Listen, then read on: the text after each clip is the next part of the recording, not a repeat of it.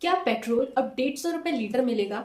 एक वॉर जो हजारों किलोमीटर दूर हो रही है, उसका असर आपकी पॉकेट पर, वो भी हर रोज। 10 रुपए मिलने वाली चाय 20 रुपए में, 100 रुपए मिलने वाली थाली 150 में, 900 में मिलने वाला सिलेंडर 2 से 2,500 में। आखिर इस वॉर का बिल आप सब क्यों पे कर रहे हो? आओ समझते हैं। मार्च 2026 में इसराइल और ईरान के बीच में टेंशन एक्सप्लोड हुए, जिसमें कि इसराइल ने सबसे पहले ईरान के बिगेस्ट ऑयल प्रोजेक्ट साउथ पाल्स पर स्ट्राइक किया। ये वर्ल्ड का सबसे बड़ा गैस फील्ड है जो ईरान के प्रोडक्शन का 70% तक हैंडल करता है। अपनी टेरिटरीज में अटैक होने की वजह से ईरान ने रिटेलिएट किया, जिसमें उसने मिडिल ईस्ट कंट्रीज जैसे कि Qatar, UAE, Saudi Arabia, Iraq and Kuwait के एनर्जी इंफ्रास्ट्रक्चर को डायरेक्ट टारगेट किया।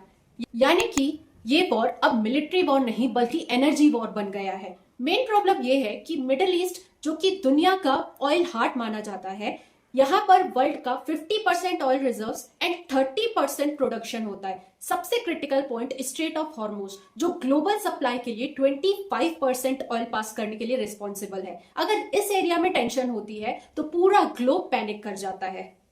तो दोस्तों, ईरान वॉर सिर्फ जियोपॉलिटिकल कॉन्फ्लिक्ट नहीं बल्कि ये हमारी डे टू डे लाइफ को भी इम्पैक्ट कर रहा है।